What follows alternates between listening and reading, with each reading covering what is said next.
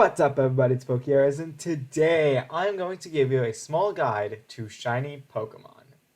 For those of you who have been living under a rock for the past 20 plus years, or only just gotten into Pokemon, shiny Pokemon introduced in Gold and Silver versions are specific individuals that have a color variation to the rest of their species, with the change ranging between a red and black Charizard to Regice.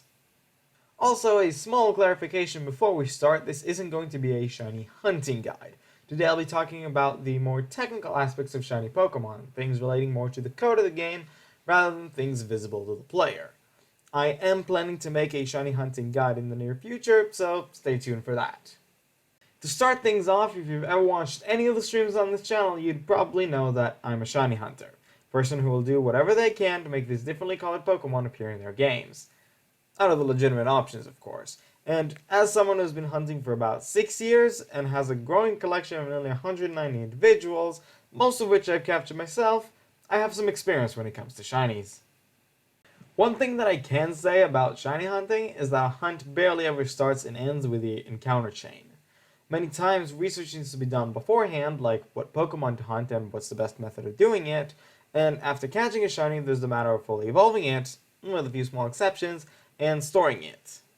So while doing this research for my many hunts, I've done additional research on the mechanics of shiny Pokemon as a whole, which is what I'll be talking about today.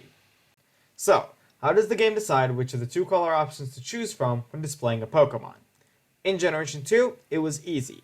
If the Pokemon has 10 IVs for speed, defense, and special, which was still a single IV in Generation 2, and its attack IV is either 2, 3, 6, 7, 10, 11, 14, or 15, the Pokemon will be shiny.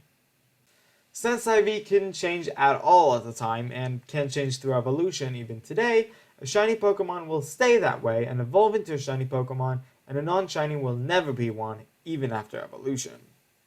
And since IVs before Generation 3 could have one of 16 values, 0 through 15, you have a 16th of a chance to get the right value in the first 3 IVs, and half of a chance to get the right value in the attack IV, totaling a base rate of 1 in 8,192 of getting a shiny every time you encounter a Pokemon.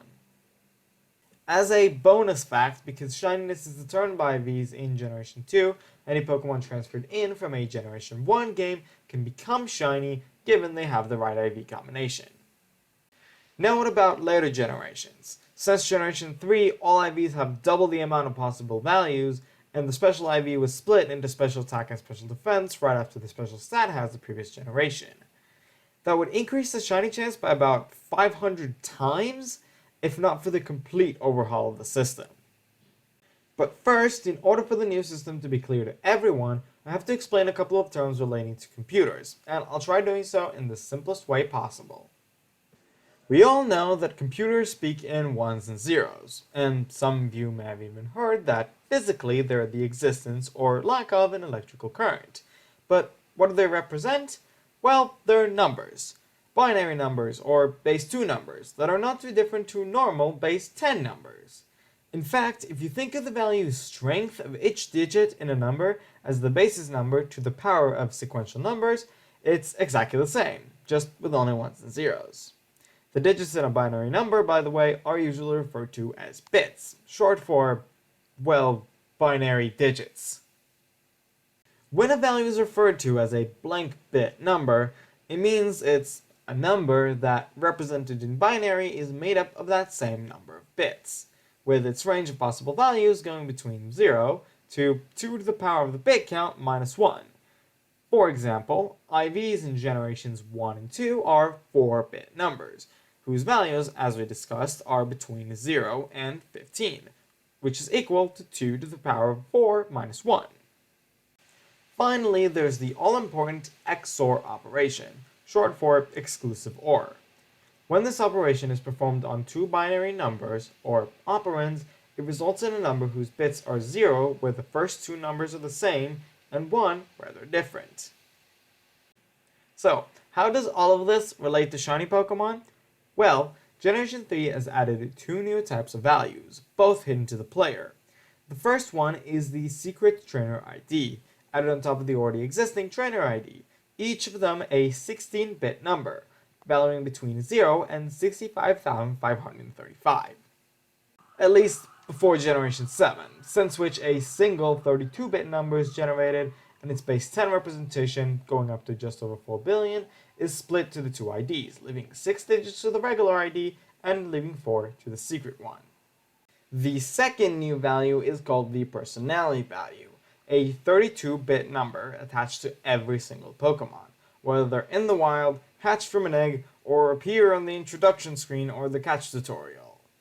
Across the generations, the personality value has determined various aspects of the Pokemon it belongs to, including its shininess, and only that since Generation 6. That's what we're interested in. In order to determine whether a Pokemon is shiny or not, the game takes the Pokemon's original trainer's ID numbers in their 16-bit forms and the Pokemon's personality value split into two 16-bit halves and performs the XOR operation on all 4 of them. An XOR in more than 2 numbers simply counts the amount of 1s in each location in all numbers and results in a 0 for an even count of 1s for that location and a 1 for an odd 1 count, keeping the same bit count as the operands. A shiny Pokemon, then, is a Pokemon whose result on the calculation is a number smaller than 8. Since, as we talked about before, there are 65,536 options for the result, the base chance for a shiny Pokemon is 8 in 65,536, or 1 in 8,192, just like in Generation 2. However, since Generation 6, the number resulting from the calculation only needs to be smaller than 16 to create a shiny Pokemon, effectively doubling the base chance to 1 in 4,096. And that's it. That's how the games decide whether a Pokemon is shiny or not. If there was something you didn't understand and would like further clarification, don't hesitate to ask me in the comments. Just mind that there would be a follow-up to this video describing how the different ways of raising the shiny chance work, so I might not give you an answer if it relates to that. Thank you guys so much for watching. I hope you all enjoyed. If you did, make sure to hit that like button and subscribe for more Pokemon content. If you did subscribe, make sure to follow me on Twitter with a link in the description for updates on the channel and my life in general. I post it whenever I upload a video and before I go live, so it really is the best place to get updated. And with that being said, that's all I have for today, so thank you so much for watching, and I'll see you later.